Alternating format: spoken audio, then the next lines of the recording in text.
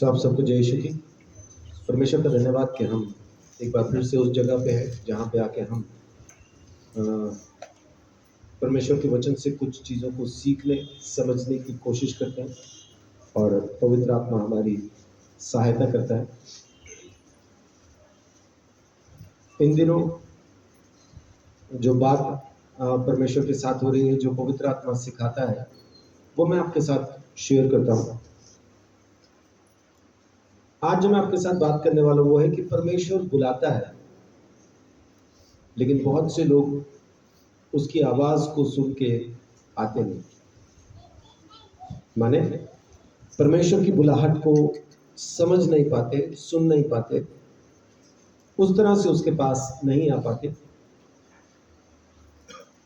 तो फिर अगर नहीं आ रहे हैं तो क्या होता है, आते हैं तो क्या होता है, और कारण क्या है कि सुन नहीं पा रहे, और किस तरह से हम उसकी आवाज को सुन सकते हैं। ऐसा 2-3 चीजें हम देखेंगे। परमेश्वर बुलाए, पहली चीज तो यह है कि हमें सुनना चाहिए और जैसा वो कहे वैसा करना चाहिए। हाँ, हमारे पास अपने बहुत सारे रीजन है, अपने बहुत सारे कारण हैं न सुनने के, न मानने के। हमारे पास अपने बहुत सारी चीजें हैं, बहुत वजूहत है हमारे पास जिसकी वजह से हम उसकी नहीं सुनते या नहीं मानते। लेकिन वैसा होना नहीं चाहिए, हमें उसकी सुनना, उसकी मानना जरूरी है। अब अगर हम नहीं सुनते हैं तो परिस्थितियां क्या होती हैं? अगर नहीं सुन रहे तो परिस्थितियां क्या है? यशायाह 30:21। परमेश्वर हमको एक ही चीज कहता है, रास्ता कौन सा रास्ता है जो स्वर्ग को जाता है? हाँ जी, सकरा रास्ता। उस सकरे रास्ते का नाम क्या है? मध्य मार्ग, नेशनल हाईवे, उसका नाम है यीशु मार्ग। यीशु कहता है मार्ग, सत्य और जीवन मैं ही। और कमाल की चीज, पता नहीं आप में से कितने लोग जानते हैं, अंबाला कैंट के अंदर एक सड़क है जिसका नाम है यीशु मार्ग। नहीं जानते? यीशु मार्ग कैपिटल चौक से जब आर्मी एरिया की तरफ जाओ तो वहां पे एक सड़क है और वहां पे बोर्ड लगा हुआ है। उस बोर्ड के ऊपर बाकायदा लिखा है यीशु मार्ग।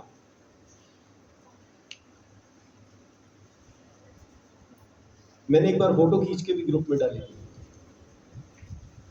तो वो रास्ता जो परमेश्वर के घर को जाता है उसका नाम है यीशु, और वो सीधा ही जाता है, इधर उधर मुड़ता घूमता नहीं। अब अपने को क्या करना चाहिए? अपने को सीधा सीधा उसी रास्ते पे चलते जाना चाहिए। लेकिन कभी कभी हम सीधा चलने की जगह पे दाएं बाएं मुड़ना शुरू कर देते हैं। यशायाह 30:21। जब कभी तुम दाहिनी या बाईं ओर मुड़ने लगो तब तुम्हारे पीछे से यह वचन तुम्हारे कानों में पड़ेगा, मार्ग यही है, इसी पर चलो। जब हम दाएं या बाएं मुड़ने लगेंगे तो परमेश्वर का आत्मा हमारे साथ बात करेगा, इधर उधर मुड़ने का नहीं। इसी मार्ग पे जिस पे तू जा रहा है इसी पे सीधा चल, यही तुझे वहां पे लेके जाए। परमेश्वर की आवाज को अगर हम नहीं सुन रहे तो इसका मतलब है कि हम रास्ते से भटक गए, रास्ता छोड़ दिया हमने।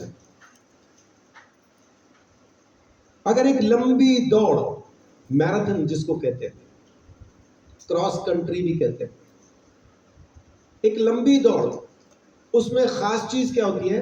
रास्ते में जगह जगह पे मेडिकल के लिए भी मेडिकल कैंप लगा होता है, वहां पानी का भी इंतजाम होता है, अगर किसी को कुछ हो जाए, गिर जाए, बेहोश हो जाए, तो उसको संभालने का सारा इंतजाम होता है और बीच बीच में उसको पानी पीने के लिए भी मिलता रहता है। ज्यादा तो नहीं पीते, एक घूंट, ताकि गला थोड़ा सा तर हो जाए, सूखे ना। होंठ थोड़े से गीले कर लेते हैं, थोड़ा सा गले को तर करते हैं, बस उतना कि 1 या 2 घूंट ही पीते हैं दौड़ते हुए, क्योंकि दौड़ते हुए ज्यादा पानी पिएंगे तो पेट में दर्द होना शुरू हो जाता है। लेकिन वहीं पे कोई ऐसा चंट चालाक एक धावक हो, धावक किसको कहते हैं? दौड़ने वाले को। ऐसा कोई चंट धावक हो और वो अपना रास्ता बदल ले कि मैं शॉर्टकट लेके पहुंच जाऊंगा।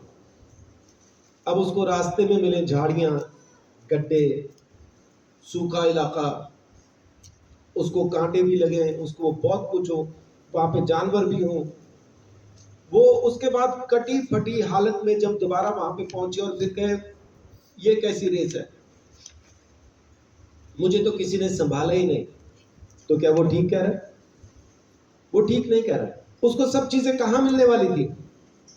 उसी रास्ते पे जो रूट पहले से तय किया गया था कि कहां से दौड़ के कहां तक पहुंचना, क्योंकि उसी रास्ते पे सारे इंतजाम। लेकिन अगर वो रास्ता छोड़ के दाएं बाएं भटक जाए तो उसको कोई इंतजाम नहीं मिलता है, फिर वो अपनी परेशानी के अंदर फंसा हुआ ही कटी फटी हालत में आखिर तक पहुंचता है। और वहां जाके वो उसका ये शिकायत करना कि तुमने मुझे नहीं संभाला, झूठ है, गलत है, क्योंकि उसने वो रास्ता ही छोड़ दिया जिस पे उसके संभाले जाने का सारा इंतजाम किया था। यीशु मसीह के रास्ते पे भी ऐसा ही, यीशु ने हमें संभालने का सारा इंतजाम उस रास्ते पे किया है जो परमेश्वर के घर जाता है, जिसका नाम है यीशु। मार्ग यीशु है, वो रास्ता बताने के लिए नहीं आया, यीशु मसीह खुद रास्ता है, वो स्वयं रास्ता है। हमें वहां तक पहुंचाने के लिए वो हमारे पास आया ताकि हम प्रभु यीशु मसीह में चल के यीशु के पास पहुंच सके, परमेश्वर के पास पहुंच सके। उस रास्ते से जब हम भटकते हैं, उसकी आवाज को नहीं सुनते, तब हमारे पीछे से एक आवाज आती है,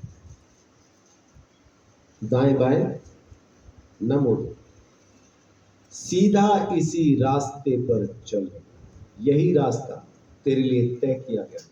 भजन संहिता 34। ये रास्ता तेरे लिए तय किया गया, इस पे चलेगा तू जरूर आशीष पाएगा। लेकिन अगर हम उसको नहीं सुन पा रहे, नहीं उस पे चल पा रहे हैं, तो हम परमेश्वर की आशीषों को जो उस रास्ते पे हमारे लिए रखी जा चुकी थी और उसके वायदों को हम लोग फिर मिस कर जाते हैं। हम उसकी आशीषें पा नहीं पाते, उसके वायदे को अपनी जिंदगी में पूरा होता हुआ नहीं देख पाते। हम कहते हैं कि परमेश्वर ने वायदा किया लेकिन मेरी जिंदगी में पूरा नहीं हो रहा है। क्यों नहीं हो रहा है? क्योंकि मैं उस रास्ते पे हूं ही नहीं जहां पे वो पूरा होता है। वो पूरा जिस रास्ते पे होता है, अगर मैं उस रास्ते पे हूं तो आशीषें भी मिलेंगी और उसके वायदे भी पूरे होंगे। आमीन। 34 का 8 पढ़िए। परख कर देखो कि यहोवा कैसा भला है। क्या कह रहे हैं परमेश्वर? मुझे आजमा के देखो, मुझे परख के देखो कि वो कैसा भला है। क्या ही धन्य है वह पुरुष जो उसकी शरण लेता है। आमीन। क्या ही धन्य है वो पुरुष जो उसकी शरण लेता है। हम कभी कभी इस शरण को मिस कर जाते हैं, उसकी आवाज को मिस कर जाते हैं। उसने बुलाया लेकिन हम उसकी आवाज के मुताबिक उसके पास नहीं जाते, वो काम नहीं करते जो वो हमें करने के लिए कह रहा है, बल्कि वो करना शुरू करते हैं जो हमें पसंद आ रहा है। ये समस्या, ये समस्या। तो हम उस रास्ते से भटक जाते हैं तो उन आशीषों को हासिल नहीं कर पाते। लेकिन वचन क्या कह रहा है कि क्या ही धन्य है वह पुरुष जो उसकी शरण लेता है। आजमा के देखो, परख के देखो कि मेरा परमेश्वर यहोवा कैसा भला है। आमीन। वो सच में भला है। यिर्मयाह 2 अध्याय। उसकी आशीषें कभी भी खत्म नहीं होती, उसके भंडार कभी खाली नहीं होते। उसके पास हमेशा की आशीषें, सदा की बरकतें हमेशा से थी, हमेशा से है और हमेशा तक रहेगी। उसके पास किसी चीज की कमी नहीं होती। लेकिन जब हम उसकी आवाज को नहीं सुनते, उसकी शरण नहीं लेते, तो हमारी जिंदगी के अंदर हम महसूस करते हैं आत्मिक रीति से एक गिरावट को और आत्मिक रीति से एक सूखेपन को, अकाल को। आत्मिक गिरावट आती है, आत्मिक सूखापन आता है। इसको एक्सपीरियंस करते हैं जब हम उसकी आवाज को नहीं सुनते, जब हम उसकी कॉलिंग को नहीं सुनते। यिर्मयाह 2:13 पढ़िए। क्योंकि मेरी प्रजा ने दो बुराइयां की हैं, उन्होंने मुझ बहते जल के सोते को त्याग दिया है और उन्होंने होद बना लिया, वरन ऐसे होद जो टूट गए हैं और जिनमें जल नहीं रह सकता। जीवन के जल को छोड़ दिया और अपने लिए हौद बना लिया। हौद समझते हैं क्या होता है? हौद एक, हाँ जी, पानी को स्टोर करने के लिए दीवारें बनाई जाती हैं, जिसको पंजाब की तरफ जो ट्यूबवेल के सामने एक बना रखा होता है, पंजाबी में उसको चढ़ा कह देते हैं, हौदी कह देते हैं, क्या कहते हैं, चबच्चा, अलग अलग नाम है। लेकिन हौद माने अपने लिए हौद तैयार करके उसमें पानी भरते हैं, लेकिन उनके हौद भी टूटे हुए, उसमें पानी रुकता नहीं। और जो खुद जीवन का जल है, जो जीवन के जल की नदी है, जो दरिया है, उसको छोड़ दिया, जो कभी सूखेगा नहीं उसको छोड़ दिया, उसकी आवाज नहीं सुनी और अपने लिए अपनी सोच और अपने हिसाब के कामों को चुन के कि चलो हम तो यहीं से अपनी जिंदगी को खुशहाल बना के रखेंगे। लेकिन आखिर में क्या होता है? वो टूटे हुए हौद किसी भी तरह से उनको पानी दे नहीं पाते। तो परमेश्वर से दूरी माने उसकी आवाज को न सुनना आपको आत्मिक रीति से गिरा देता है और आत्मिक सूखापन जिंदगी में आ जाता है। उसकी सुनेंगे तो कभी भी सूखापन नहीं आएगा, क्योंकि वो जीवन के जल का दरिया है, वो जीवन के जल की नदी है, वो जीवन के जल का सोता है। उसमें पानी कभी खत्म नहीं होता, जीवन का जल उससे बहता है। और ना सिर्फ उससे, लेकिन जब हम उसकी सुनना शुरू करें तो हमारे अंदर से भी वही जीवन के जल की नदी बहना शुरू हो जाती है। जो हमारे पास आएगा वो भी आत्मिक रीति से मजबूत हो जाएगा, वो भी पी सकेगा, वो भी तरोताजा रहेगा। बहुत बार आपने देखा होगा कि क्रिकेट खेलते हुए लोग ग्राउंड में ही गिर जाते हैं, खेलते खेलते ग्राउंड में गिर जाते हैं। होता तो कम है, लेकिन होता है ऐसा। कारण क्या है उनके गिर जाने का? उनके गिर जाने का कारण है डिहाइड्रेशन। डिहाइड्रेशन माने उनके शरीर में पानी की कमी आ जाना। मुझे याद है एक मैच बहुत पहले मैं देख रहा था, जब लाइव ही चल रहा था, वो श्रीलंका का एक प्लेयर हुआ करता था, महिला वर्धन है, वो गिर गया था, उसको उठा के लेके गए ग्राउंड से। कारण डिहाइड्रेशन। पानी शरीर से खत्म हो जाए तो जिंदगी भी खत्म जैसी हो जाती है, ताकत भी खत्म हो जाती है। परमेश्वर की आवाज को ना सुने, जीवन का सोता जब हमारे अंदर से निकल जाए, हम अपने तरीके से अपने शरीर को, अपनी जिंदगी को चलाने की कोशिश करें, तो हमारी हौदियां टूटी हुई है, उनमें पानी पर्याप्त नहीं है। हम अपनी कोशिश से अपनी जिंदगी को हरा भरा तरोताजा नहीं रख सकते। इसलिए उसकी सुनना, उसके पीछे चलना, उसकी महिमा करना सख्त जरूरी है। उसको आदर देना बहुत जरूरी है। बहुत ही ज्यादा जरूरी। जब तक हम परमेश्वर के नाम को महिमा नहीं दे पाते, जब तक हम परमेश्वर के नाम की तारीफ नहीं कर पाते, तब तक परेशानी बनी रहती। सो लगातार परमेश्वर के पीछे चलते रहना हमारे लिए जरूरी है, सख्त जरूरी है।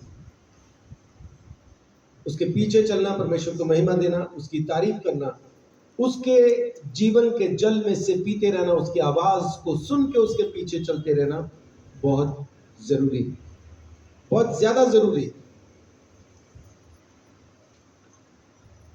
परमेश्वर के नाम की महिमा, परमेश्वर के नाम की तारीफ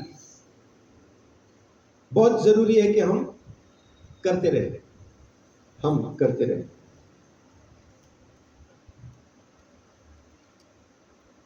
क्योंकि जब तक हम उसकी आवाज के पीछे नहीं चलेंगे, उसको महिमा नहीं देंगे,